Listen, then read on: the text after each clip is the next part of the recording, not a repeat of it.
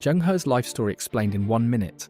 Did you know China had the most powerful navy in history and then deliberately destroyed it? Zheng He was born in 1371 in China's Yunnan province.